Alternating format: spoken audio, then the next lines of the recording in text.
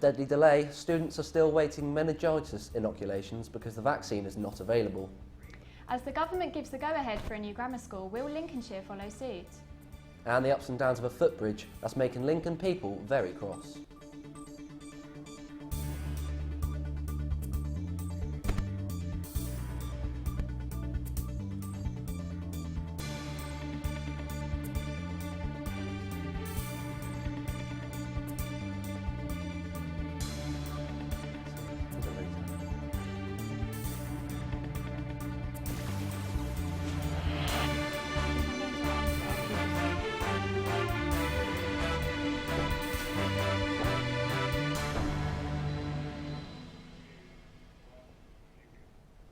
Good afternoon, this is LSJ Today and we're live from Lincoln. I'm Lucy Hickmott. And I'm Liam Ray. First year students at the University of Lincoln are still awaiting meningitis vaccines because their stock is not yet in. Every fresher who has arrived at the university this year will be inoculated as part of a governmental scheme. James Baggott, a first year student studying psychology, tells us his experience with the disease during his childhood. I was diagnosed with meningitis when I was 4 years old. The doctor said I had a 1 in 10 chance of living at the time, and that was because my mum had spotted it early. I woke up pretty early in the morning and went into my parents' room, and I had that really strong feeling in the eyes, like when you go into a really bright room, you know, it's just too much. I had that when they opened the curtains, and then they closed the curtains and it still hurt. And then I lied down. I remember the lumbar puncture hurting a lot, but I don't really remember a lot of it. A lot of it was like second-hand experiences and like my parents telling me how worried they were, and they believe I did have some after effects from it. So there's always that thought in the back of my mind of just my brain is slightly different to other people. Like after meningitis in the same year, and they said I was mildly dyspraxic, it's general autism stuff. It just affects like social interaction, hand-eye coordination. It's rubbish. So we don't know if it was directly caused by the meningitis. It's always given me that thought in the mind of, oh, what if I didn't have it, you know? If I'm having problems interacting with people, it's like, is that just because of meningitis? Is it just this one event that's caused this problem? It's very weird to think how easily your life could be radically different just forever in such a short span of time, so long ago. You know, it could have affected the rest of my life going forwards, or just stopped it completely. Our reporter Angeline McCall is in the studio to tell us more. Angeline, what has the university told the first year students about the vaccination scheme so far? Actually, first year students have been told very little about getting the ACW vaccine for meningitis. Other universities, such as the University of Sheffield, have actually sent students letters to notify them about the current status of getting those vaccines. Now, aged 18 to 14 are actually the most at-risk group of people. So it's going to put those first-year students right in that group as quite high risk. Now, these students carry the bacteria for meningitis at the back of their throat, and for this specific one, they carry it at the back of their throat. And for meningitis W, this is quite important because this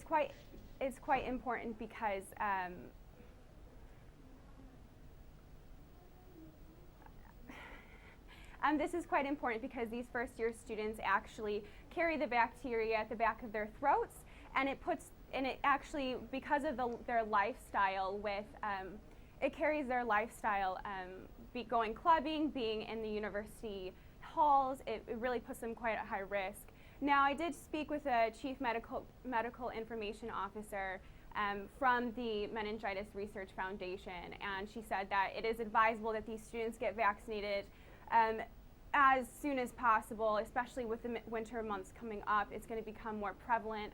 A lot of bugs start happening during that time of the year. For those who want to find out more, you can contact your local GP practice, where they can also tell you if you're eligible for the vaccination. Back to you guys in the studio. Thanks for that, Angeline. Plans for a new grammar school have no doubt caught the attention of education chiefs in Lincolnshire.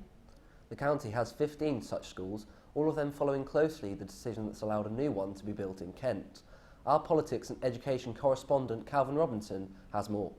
The approval of the first grammar school expansion in 5 decades sparked a debate amongst education chiefs across the country. Grammar schools began to be faded out in the 1960s and 1970s, including Lincoln Grammar School. However, 15 grammar schools still remain across the county.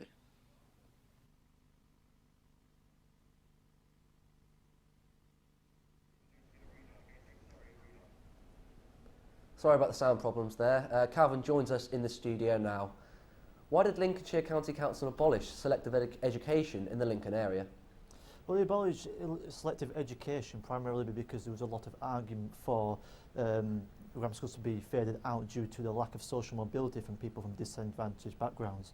Now, I spoke to Lincolnshire County Council today and they said they are unaware of any plans at all for expansion of further grammar schools in the Lincolnshire area. So why is there a debate to bring them back at all? Well, there's a lot of argument, particularly from UKIP's Nigel Farage and Boris Johnson, the Mayor of London, that there isn't enough social mobility in the past 40 years, and this is because grammar schools have been faded out across the country. Now, the Labour Party in 1998 stopped grammar schools from being built. However, the social mobility is still very low even in 2015 and in the 21st century. So the idea of bringing back grammar schools is for disadvantaged kids to apply to these higher selective schools in comprehensive in order to up that social mobility. However, the debate still goes on. So are councils actually able to build new grammar schools if they wish to? No, as I said before, in 1998, the Labour Party stopped them from being built at all, and councils can only, if there's a lot of demand for it, allow existing grammar schools to expand. So, for instance, the one in Kent, in Sevenoaks, has actually built an annex and it as a separate building. Now, this allows more pupils to apply to that school, and even though it's probably one of the very few grammar schools in the country. Thanks for that, Calvin. Work is once again underway on Lincoln's city centre footbridge after the demolition of a building to make way for the bridge was delayed. The work has been delayed for almost a month, and our reporter Eleanor Weaver was on Lincoln's High Street today. People in Lincoln are beginning to feel increasingly frustrated by the ongoing work on the footbridge. Work, which began earlier this year, had to be delayed due to asbestos which was found in the former Superdrug and Sleep Store building, and it is beginning to have a daily effect on those who live and work in the area.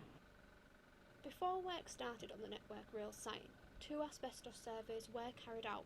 However, these failed to show how serious the issue was. Today we spoke to some people on Lincoln's High Street to find out what they thought about the delays. It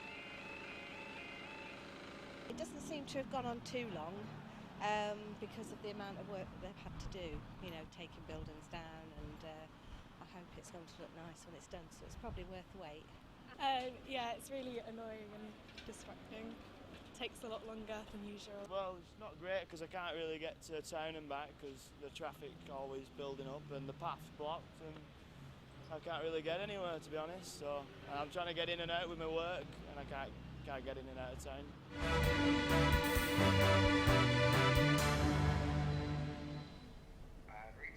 Still to come, horses in Lincolnshire are in danger of being abandoned as their owners are finding it more and more difficult to look after them.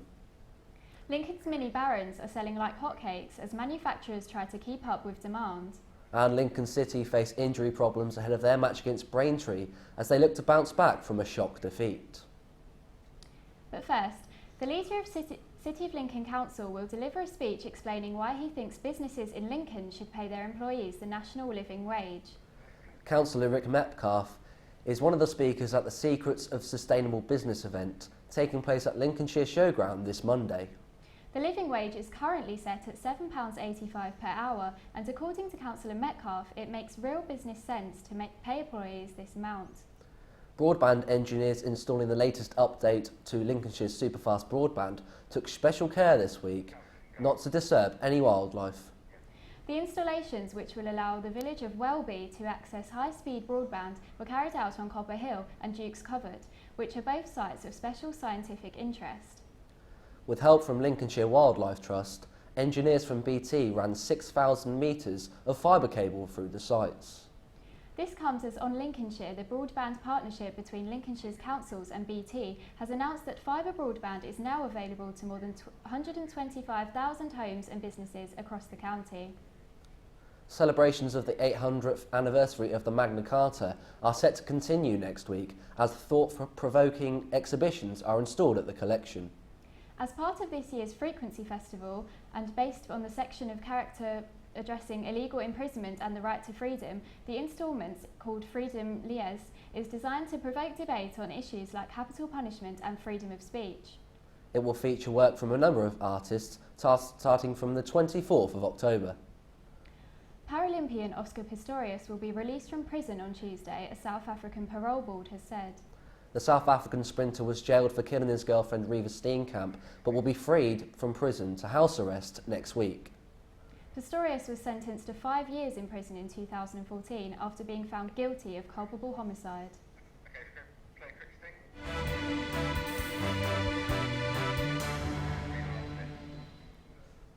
More horses in Lincolnshire are expected to be either neglected or abused over winter.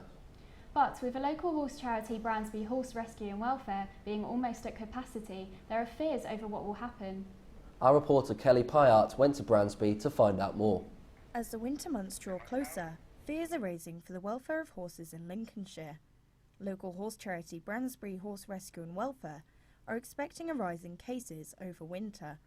But this could prove challenging as they are already at capacity. Ryan Rouse, the external welfare manager, explains the difficulties they face. Over the last month alone, we are looking at around 90-20 horses already this year. It may not sound a lot, but when you're doing 20 a month on a space where we're already at full capacity, it's a real concern for the charity. We're always at full capacity at around the 350 mark. However, we do have a reserve area, so if we really were desperate, we could take in up to another 50, but that really would be pushing us to our absolute limits. If the charity reaches its maximum of 400, then they may have to start turning horses away. And this is why they're wanting to raise awareness of the costs involved with horses to prevent more welfare cases. Winter is one of the trickiest periods of the year for horse owners, with unexpected injuries happening, causing loads of vet bills and food prices rising through the roof. It's no wonder that welfare cases are expected to increase as horses are left abandoned and neglected. Now, Lady is one of those cases. She was brought in with a companion who sadly died and was found severely underweight by the RSPCA. But luckily for her, she's now undergoing her riding training and is looking for a home in the next few months. The economic reason has been one reason to blame for reasons why horses are being neglected.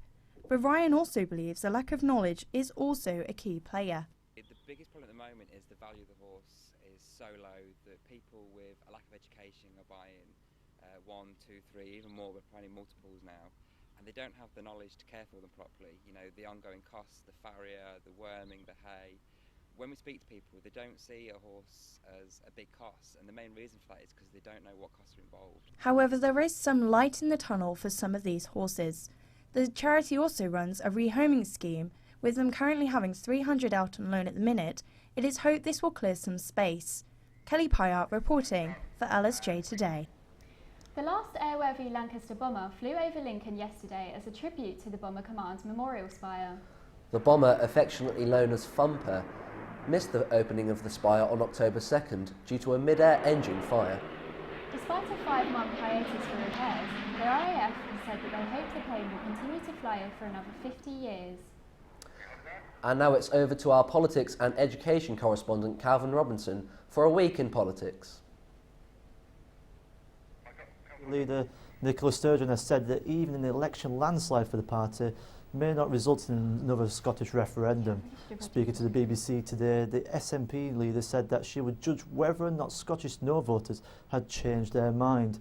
Mr Sturgeon is due to speak at the SNP conference this Saturday. Elsewhere, last night, Labour Shadow Chancellor John MacDonald took part in his first head-to-head with Chancellor of the Exchequer George Osborne. The two clashed during a vote on the government's charter for fiscal responsibility, but the Labour Party lost a vote by 320 votes to 258. And finally, the government is to lay down plans to crack down on false apprenticeship providers. The plans come after young people are being led into false schemes which lead them unqualified after they leave. Ministers say that apprenticeships need similar controls to university degrees. As for your politics this week, back to you in the studio. Thanks, Calvin. Monday marked 100 years since one of Britain's least celebrated war heroes passed away. Nurse Edith Cavell helped soldiers regardless of which side they were fighting for in the First World War, and even helped some of them escape. The University of Lincoln's Nigel Horner talks us through her heroic life and why she deserves more recognition. War needs to produce heroes, and our heroes are usually either heroic men who've actually kind of done daring deeds in Spitfires or spies, or or they're Alan Turing or something like that, or they're going to be these kind of women figures who are about care and compassion. Really, people only know her as a martyr. Perhaps that's too strong a word because it's more like a kind of theological thing. But a heroic person who died at the hands of the Germans in 1915, and she was completely unknown to the general public. But the war machine, the war office, if you like, of the government, it was absolutely a gift from the Germans to the British. That here was this person that is this kind of, well, has all those kind of characteristics: female, a nurse, someone who's actually doing good by everybody, whatever, who then, because she is accused legitimately of actually having aided Allied wounded soldiers to actually escape, the Germans then actually decide to court-martial on the basis of treason. But there was a lot of international outcry about this person being sentenced to death, and she was then killed by a firing squad. And you see in the little piece I put, the kind of thing, murdered by Huns in list on the list in the 99th. It was like trying to get people to recruit just to go and volunteer, because at that point there was still no conscription, so people had to volunteer to join the British Army. So she went to the London hospital, then worked in a couple of very, very poor areas of London, in Shoreditch, St Pancras, and then went to Belgium because she'd already had a connection there, and she went there at the behest of the government to set up, because actually Belgium was a little bit behind the UK, to set up a teaching hospital, so a teaching unit, if you like, to train people to be nurses in the main hospital in Brussels. Because the other interesting thing is that when she was working in this hospital in Brussels, I mean, she was treating Germans and English and French, without, I mean, there was no distinction made. So the fact that she was treating these people equally was all part of her, if you like, her kind of value base her ethical base of doing nursing. And she was a very religiously informed person, and she saw she was doing sort of God's work.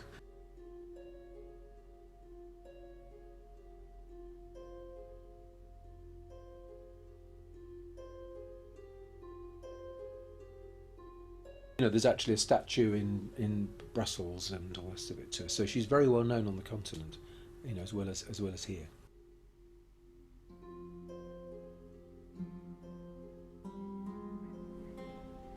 Now let's have a look at the week's entertainment news with Emma Tinson. So what's happening in Lincoln, Emma? Well, tonight is the last opportunity to see a performance from this year's Lincoln Comedy Festival. Comical ventriloquist Nina Conti is the final act of the 8th Lincoln Comedy Festival and will perform in the Engine Shed this evening. She's previously performed on TV shows such as Russell Howard's Good News and The Kevin Bishop Show. President of the University of Lincoln Comedy Society, Ben Higgett, said he thinks the festival has been a great success. It's nice to expand the reach of comedy. In Lincoln there isn't a huge comedy scene, however it is growing. We've seen over the last few years how the comedy festivals come in and how comedy in Lincoln is getting bigger and bigger and more people are engaging in it.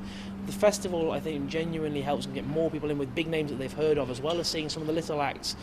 You've got some massive acts up here. It's great to see some of these fantastic performers coming into the city and give people the opportunity to see acts that they've seen on TV but otherwise wouldn't get the opportunity to go and see. Every year it's getting bigger and bigger, and I hope that it can carry on in this light and get better and better every year, and more acts coming through, so we can see some fantastic top of the range comedians. My personal favourite has absolutely been Milton Jones, who we saw the other day. He has been a fantastic showman, and it is a great show that he put on. There is a local comedy scene, and getting these high-end comedians coming in is an opportunity for them to go and see somebody performing at their very best, but it also helps us engage with the local community, and it gets more and more people engaging in comedy generally. It's great. TV BBC comedian Chris Ramsey has shared his support for the Lincoln man who was attacked after leaving his stand-up gig earlier this month. Justin Ramsey was blinded in one eye after he was attacked, hours after proposing to his partner in front of a crowd at the LPAC on Saturday, 3rd of October. The comedian took to social media to express his shock, saying, "I feel sick, horrible." Another event at Lincoln's Engine Shed is the Laughter Film Awards. School children and students from all over Lincolnshire will be showcasing their filmmaking talents at the award ceremony on Monday. The award show is supported by a number of sponsors, all of whom can contribute their equipment or prizes to the awards categories. Thanks for all your Lincoln entertainment news this week. Back to Liam and Lucy in the studio. Thanks, Emma. And still to come today, we've got your latest tech roundup for the week. We find out how much football really costs you. And we take a look at the weather for the next few days. But first, miniature replicas of the Lincoln Barons are back in stock today after selling out due to high demand. For just under £10, you can decorate your own tiny Baron to keep the Magna Carta spirit alive. I went out earlier to find out more. The Barons have become a familiar sight in Lincoln over the past few months, and now people have the chance to own one of their own. The considerably smaller mini Barons have been in high demand since July, with many retailers selling out completely. The idea to take an unpainted Baron and make it your own has been so popular, over 2,000 have been sold. A fresh box has arrived just this morning at Lincoln Visitor Centre. The miniature Barons have been just as big a hit as the full-sized Barons, which raised over £150,000 for charity when they were auctioned off. Over 2,000 of the miniature Barons have been sold since July, and some have even been commissioned to be painted by artists, such as here at the Pot Shop on Steep Hill. Leah Goldberg is an artist who works here at the Pot Shop. It takes her a day to paint these miniature Barons in her workshop on Steep Hill. I thought everybody would have had enough of the large Barons, but the mini Barons have been just as popular. I think people are taking them home and painting them themselves. I think it makes a nice memento because there was only the opportunity to buy 25 large Barons and you needed quite a lot of money to buy them. The average price they went for was £6,000 each. So a mini Baron at £9.95 is a much better option. The mini Barons are available now at the Visitors Centre, and people are being encouraged to display their finished piece in windows for the Baron Trail later this year, although they might not all be to this high standard. Lucy Hickmott, LSJ News, Lincoln. It's been a busy week in the world of tech, so here's Martin Hollinshead with your latest roundup of technology news. Hello. Well, first up, Sainsbury's is set to close its mobile network after just 2 years. The network, which was run by Vodafone, will close on the 15th of January after the two companies failed to reach an agreement on continuing the service. Now, it's understood that the company only reached 150,000 subscribers, so this didn't meet Vodafone's targets. However, Sainsbury's have said that they still want to provide a mobile network and are exploring their options. So it'll be interesting to see whether the supermarket chain will be able to compete in an already busy market. Next, have you seen someone cruising down the path in one of these? Well, you might not see them out and about again, as it turns out that the hoverboard scooters are illegal to ride on UK footpaths and roads. According to the Crown Prosecution Service, as the self-balancing scooters are powered vehicles, they are illegal to ride in public under Section 72 of the Highway Act. They can still be used on private land though, and with the gadget set to be one of the best-selling gifts this Christmas, it doesn't look like they'll be disappearing anytime soon. Now, it looks like new isn't always better when it comes to the iPhone. Photography benchmark site DxZeroMark has found that the newest model, the 6S, not only offers no visible improvements over the previous model, but also performs worse than every other major Android phone released since. But why not judge for yourself? This is a side-by-side comparison of the two best phones out there right now, with the iPhone on the left and the Samsung Galaxy S6 on the right. This site tested for things such as detail in low light and natural colours. And keeping on the subject of photography, finally, selfies. Some people can't stop taking them while others really wish they should. But are they dangerous? Well, according to the tech news website Mashable, there have been more selfie-related deaths this year than deaths from shark attacks. Examples of fatalities include a 60-year-old Japanese tourist who fell down the stairs while trying to take a self-portrait, and a woman who was hit by a train because she was trying to get the right shot. Now, it sounds light-hearted, but sadly it serves as a reminder that focusing too much on your phone can lead to tragic consequences. Back to you in the studio. Thanks, Martin. More to come on the programme, but first, if you want to catch up on all your latest news and sport, follow us at LSJ Tweets or find us at lsjnews.co.uk. Later on, we've got funny moments coming up with Kat Talbot on the programme, and all your latest weather soon to come as well. Now on to sport. Adam Tomlinson was at the Lincoln City press conference earlier today and has your latest sports news. Thanks, Liam. Now, Lincoln City host Braintree Town this weekend in the Vanarama National League on the back of their 2-1 defeat at Welling on Tuesday. Before the defeat, the Imps were on a 5-match unbeaten run, but a late goal for Welling halted their early season charge. However, defender Callum Howe believes they have the ability to bounce back on Saturday. Yeah, they're doing all right, aren't they? I think when we played them at their place, they were quite. They played it quite a bit. To be fair, the first 20 minutes, half an hour, they were passing it quite well, but we rode the storm then. So I think we know what we're coming up against. They're a good team, but I think we'll be able to do the job come Saturday. The Imps will be without Matt Sparrow and Craig Stanley through injury, and Bradley Wood, who was sent off in their defeat. This means Chris Moises will be without 3 recognised central midfielders for the weekend's match. But goalkeeping coach David Priest thinks it's important not to dwell on their injuries and suspension issues. At the same time, we've just got to adapt to it, because at the end of the day, this is going to happen throughout the season.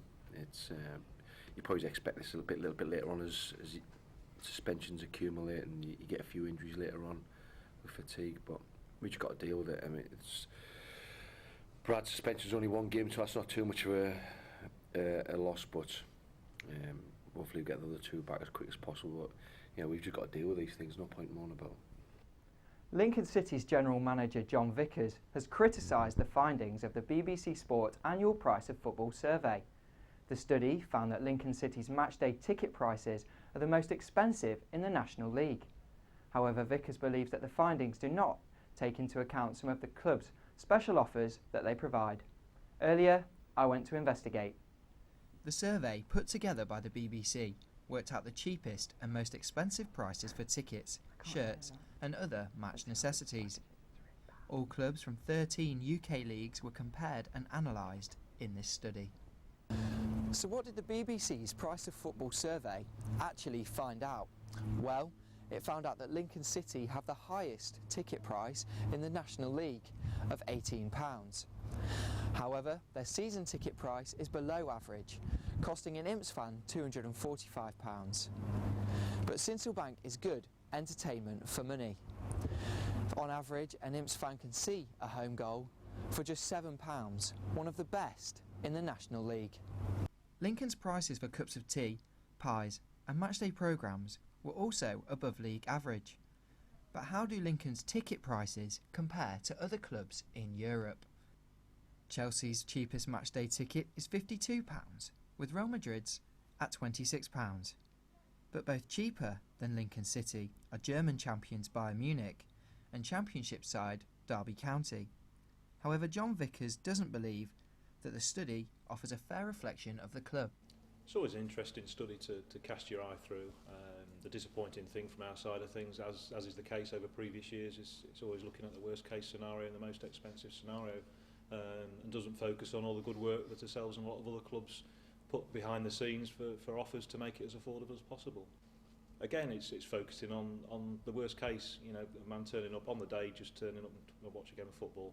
It doesn't focus on any of the packages that ourselves and other clubs at every level put together to cater for all needs. It is a worst case scenario, but I still think £18 on a match day is on par for this level of football. The Imps do offer an early bird ticket scheme which knocks £2 off the ticket price. But Lincoln City say they are confident that the study will not affect their matchday attendance. Adam Tomlinson, Sincilbank, LSJ Today. Now that's all for your sport. Back to Liam and Lucy in the studio. Yeah, thanks for that, Adam. Now it's over to Owen Bellwood, who's got this week's weather update for us. Thanks, Liam. It's been a cold one today, and temperatures have stayed around 12 degrees for most of the day. Into tonight, the cloud will linger on and temperatures will dip to 10 degrees as the evening progresses. Tomorrow morning, it will stay cold and the cloud will remain all day. Temperatures will reach highs of 12 degrees around lunchtime, and there will be winds at 14 miles per hour. Back to Lucy and Liam. That's all for this week. Thanks for joining us. We'll be back next week at the same time. Goodbye. Goodbye.